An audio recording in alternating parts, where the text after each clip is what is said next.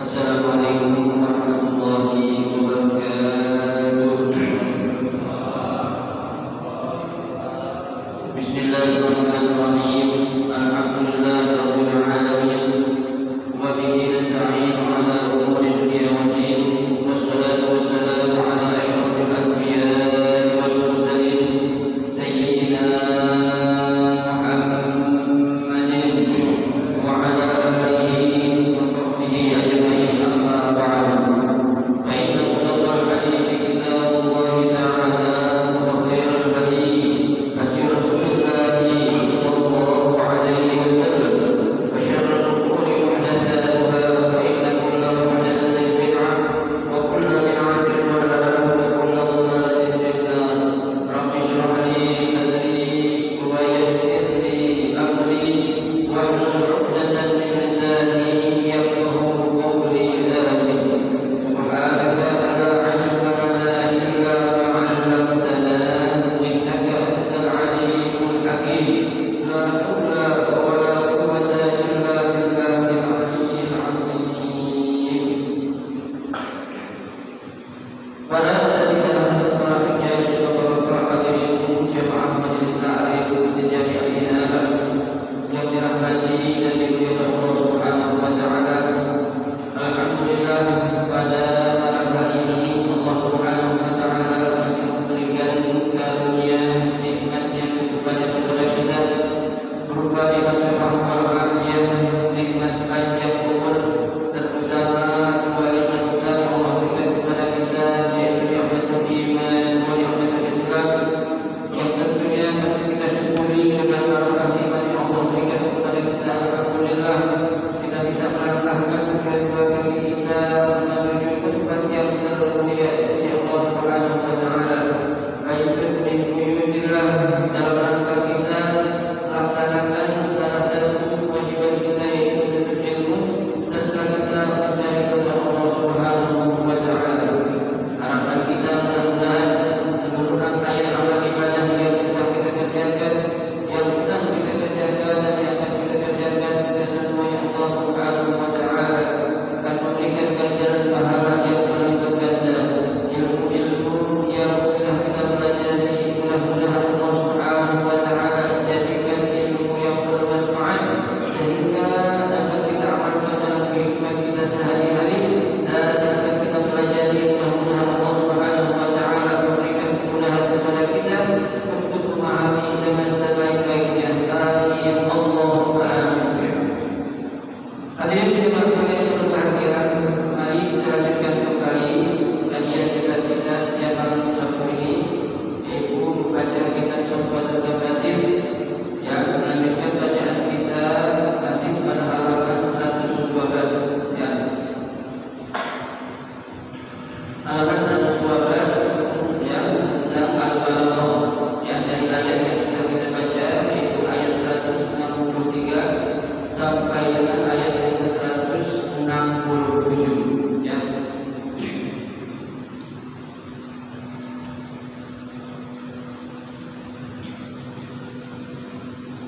Bismillahirrahmanirrahim. Al-balaghah. Pada malam Sabtu yang lalu sudah bersatu kita bahas, ya, tentang wa ilahukum ilahun wahid, ya. Sekarang yang kedua adalah asali, ya, tentang balaghah, ya, yang terkandung di dalam surah Al-Baqarah ayat 163 sampai dengan 167. Yang kedua adalah kalimat al-ayat, ya. Nah, al-ayat di sini kata pengarang tafsir ini mengatakan ad-tanwir fi ayat lit-tafsir, ya. Jadi penggunaan, ya, isim nakirah dalam, ya, ayat di sini, ya, ayat itu nakirah, ya. Nah, tentunya saat menggunakan bentuk nakirah dalam ayat yang sudah kita baca ini, pasti di balik itu ada rahasianya, ya, ada tujuan yang ada, ya, saat, ya, penggunaan isim nakirah dalam kata ayat, ya.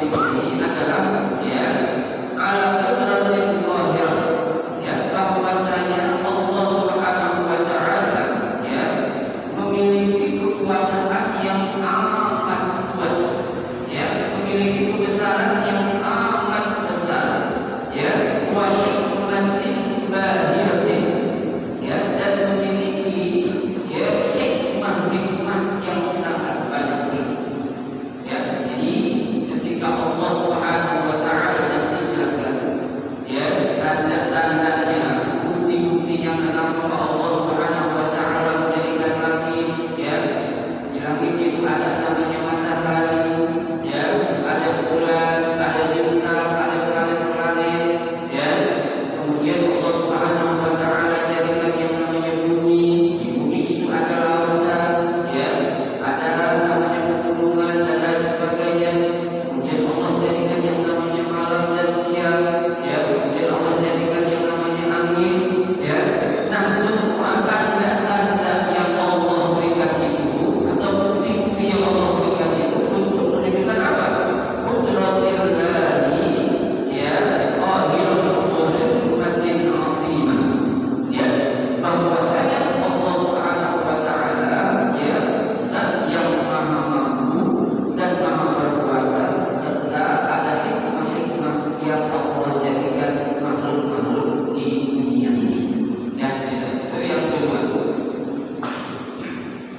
Jadi harus dipahami kenapa menggunakan, ya, nanti di sini ayat bukan ma'rifat, ya, karena untuk menunjukkan tafsir, ya, tafsir itu untuk mengagungkan atau membesarkan, ya.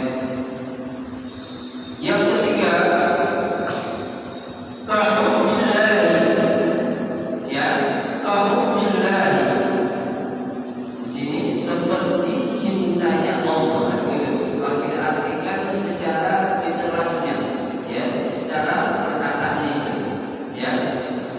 Nah, dalam kalimat, ya, kahumillah di sini ada namanya tasybih, ya. Tasbih apa di sini yang ada? Yaitu tasbih mursal mujmal. Ya. Apa sih tasbih mursal itu? Ya. Tasbih mursal adalah, ya, tasbih yang disebutkan ada tasbihnya. Ya, mana ada tasbihnya di sini? Belum ada tasbihnya mana? Ka. Ya kan? Ka hubbillah. Namun ka di sini merupakan ada tasbih, ya, huruf tasbih yang apa? Yang nanti akan menunjukkan kalau ini adalah tasbihun mursal, ya, tasbihun mursal, ya.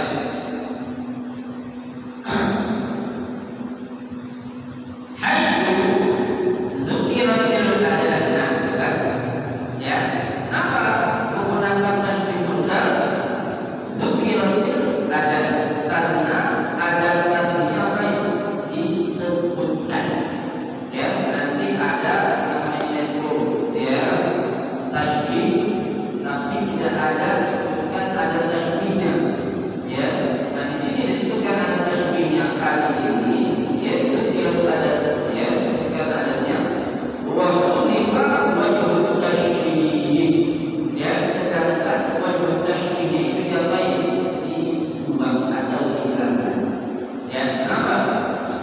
Karena tidak akan ada yang melebihi, ya, cinta seorang hamba itu, ya, melebihi cintanya kepada siapa? Kepada Allah Subhanahu wa taala. Dan kalau yang lain masih bisa, ya, seperti ada istilah seseorang laki-laki yang sangat berani itu diumpamakan seperti singa gitu, ya. Muhammad kal asad bisyja' atau bisyja', ya, Muhammad seperti singa karena saking beraninya. Itu kan disebutkan namanya itu wajhu tasbih, ya. Kalau ini kan disebutin, ya, kenapa? Karena kalau cinta kepada Allah nggak bisa cinta yang lain, ya. Karena kan dalam apa namanya, dalam sebuah hadis juga, ya, kami katakan andakuna, ya, kau menjadikan cinta kepada Allah dan Rasulnya itu apa? Melebihi daripada cinta yang lain, ya. Makanya di sini, ya, menggunakan najas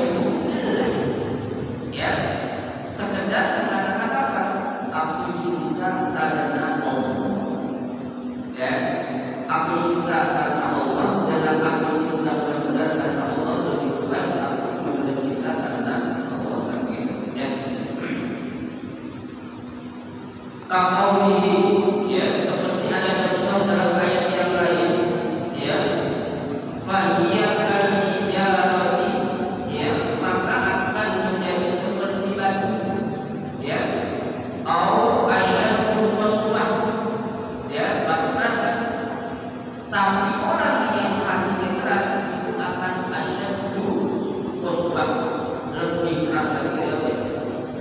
Kenapa? Karena menggunakan kata atau kalimat asyaddu, ya. Di dalam bahasa Arab memang perlu kita yang namanya belajar ilmu, ya, balaghah, ya. Katakan ilmu balaghah itu nanti kita akan belajar mengenai ilmu manir, badi dan bayan, ya. Masing-masing itu punya apa? Punya fungsi, ya. Kalau kita belajar ilmu, ya, ilmu ma'ani, ya, itu untuk menjaga kesalahan dalam berbicara, ya.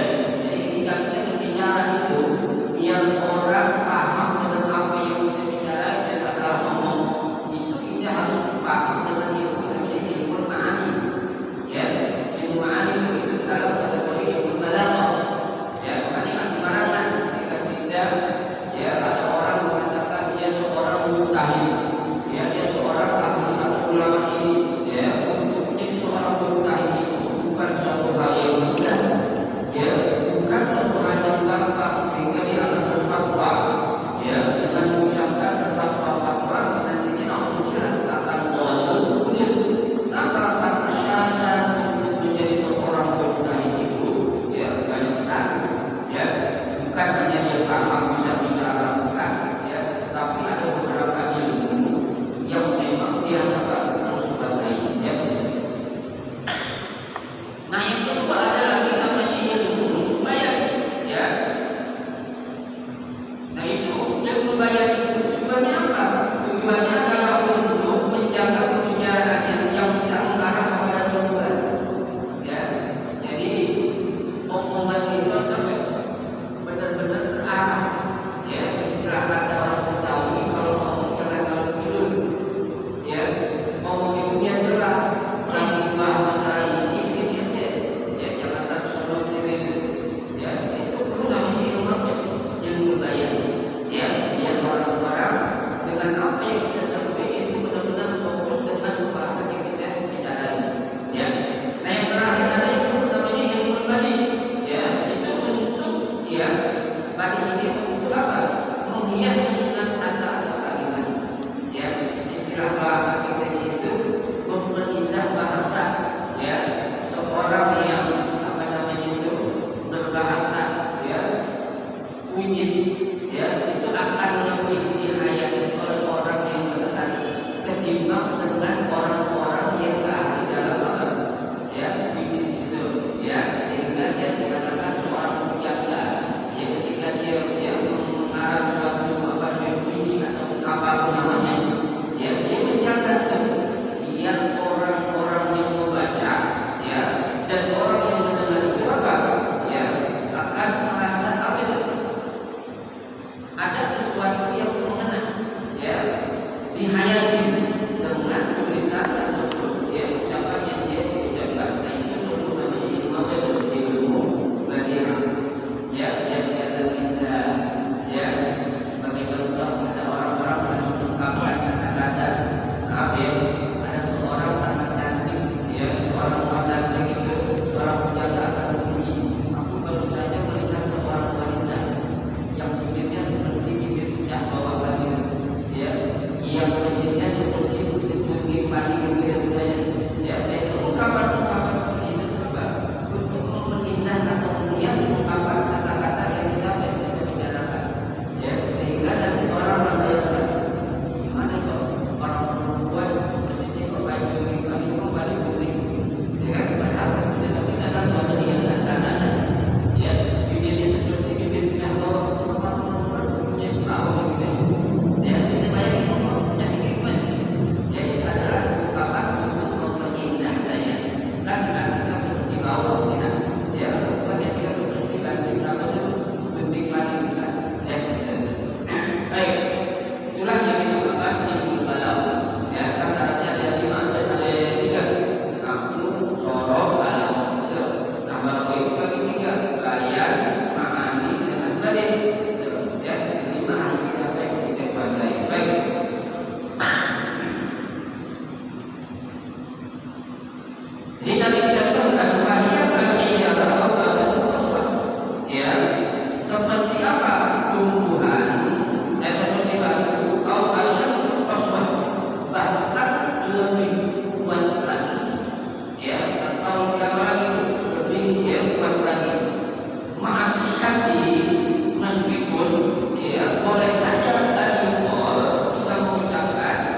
au aksa.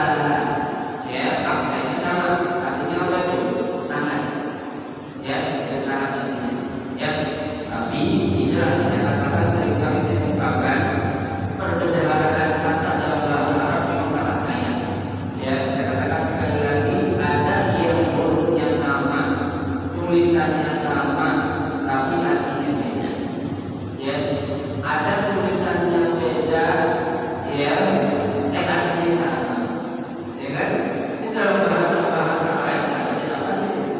Ya, tidak ada hanya dalam bahasa Arab. Ya, di bahasa saya itu apapun tidak ada. Ya, tapi dalam bahasa Arab, ya seringkali kita temukan di sana. Baik. Kemudian yang kelima, al-khamis. Walau yaral ladzina zalamu, ya, walau yaral ladzina zalamu, ya, dan orang-orang itu seandainya dia melihat orang-orang yang zalim. Ini dikatakan wadul zahir maupun al-dhamir, ya, yang sebenarnya, ya, ini adalah bentuknya itu dengan menggunakan isim dhamir. Ya, artinya dhamir itu kan apa sih? Kata ganti. Ya kan? Akan tetapi di sini kata Syekh Ali As-Sabuni wadul zahir maupun al-dhamir.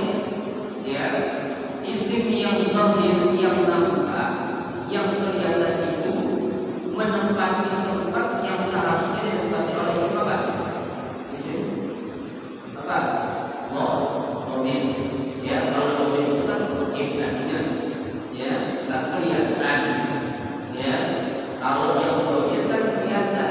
Nah, di sini kok bisa, ya, isim yang nampak atau kelihatan menempati tempat isim dhamir yang tak kelihatan? Boleh aja itulah dalam bahasa.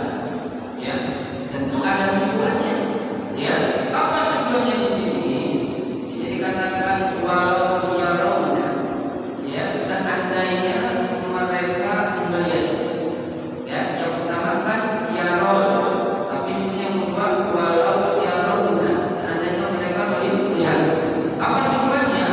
Lihat surah fi ihtisani, ya, untuk memberikan gambaran, ya, fi ihtisani, ya, di akal ataupun di pikiran orang yang ahli asami mendengar apa an yakuna tasdid sabab fil adab syadid, akan memang benar-benar nampak azab yang Allah akan berikan itu benar yang mungkin, ya. Jadi nanti mendengar itu dia akan membayangkan, ya Allah, ya, ternyata benar-benar azab Allah itu memang sangat pedih. Ya, siksaan Allah itu memang benar-benar sangat apa ya? Sangat pedih, tak main-main dan dia. Itu tujuannya itu, ya, dengan menggunakan apa? Ya, tempat yang wajib diganti dengan tempat yang zahir yang nampak. Ya, jadi si pendengar akan membayangkan kalau nanti, ya, azab itu benar-benar bahaya di sana gitu. Ya, dan kalau itu saya akan membawa kita berada di Allah saja dan gitu. Ya, ini maksud penggunaan tempat yang seharusnya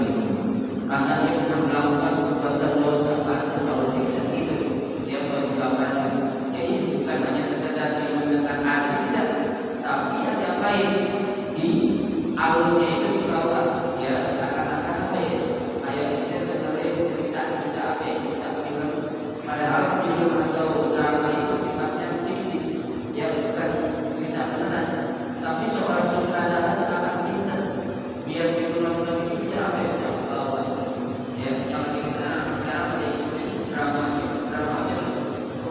ya drama orang film Korea juga ya berarti itu pada siapa sutradara.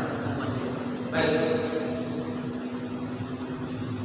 yang keenam ya fi qawlihi ya ra'ul adab, yang pertama.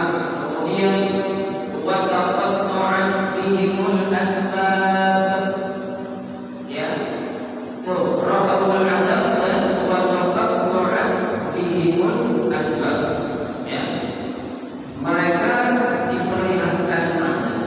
Nama yang kedua wa taqatta'at bihimul asbab ya hubungan mereka semuanya akan terputus dengan sebab itu. Kenapa? Mereka sudah memperhatikan dengan kesibukan diri mereka masing-masing ya. Nah di sini kata Syekh Ali As-Sabuni ya merupakan min ilmil badi' ya min ilmil badi'. Apa itu ilmul badi' di sini? Ma yusamma at-tarfih ya at-tarfih ya. Apa maksudnya tarfih? An yakuna al-kalam masbu'an ya. At-tarfih itu kalau dalam istilah bahasa Indonesia artinya itu ya asonansi. Asonansi itu adalah ya istilahnya itu ya ada persamaan bunyi ya persamaan apa namanya susunan dan persamaan uslubnya ya itu namanya asonansi dalam Indonesia ini. Susah berat kalau saya terangkan ini katanya mungkin terlalu ya nah itu namanya apa ya at-tarfih ya. Nah di sini maka dikatakan an yakuna al-kalam masju'an ya. Apa itu an yakuna al-kalam masju'an? Ucapan ya atau kalimat yang diucapkan itu masju'an ya memiliki apa persamaan tapi yang tersembunyi yang tidak nampak ya. Tanda dikatakan ada persamaan ya. Persamaannya di mana ya dijelaskan oleh saya sebelum masju'an. Apa itu masju'an? Tidak ditampakkan ya. Ini buat orang-orang yang paham saja dia akan tahu tentang apa tentang rahasianya penggunaan ya yang namanya at-tarfih ya. Karena di sini nanti ada dua ya. Ada namanya tarfih, ada namanya tasrih ya. Ada tarfih, ada tasrih ya gitu. Tadi kan kalau at-tarfih itu tusawi jumlataini ya dua jumlah yang memiliki kesamaan fil wazan dalam bentuk wazan wa adadul kalimat jumlah kalimat wa awakhirul kalimat dan akhir kalimat. Namanya apa? Tarfih. Sedangkan tasrih ya intiqal sadr wal asr ya. Intiqal sadr wal asr itu minal batil awal ila al-wahid ya menjelaskan sesuatu ya susunan kalimat dari suatu apa baik ya atau apa itu sihir ya. Itu namanya apa? Yang kedua itu namanya apa? At-tarfih dan at-tasrih ya. Beda antara tasrih dengan tasrih ya. Tasrih dengan tasrih jangan tasrih tidak lagi jangan pakai suat ya. At-tasrih ya at-tasrih dengan at-tasrih ya.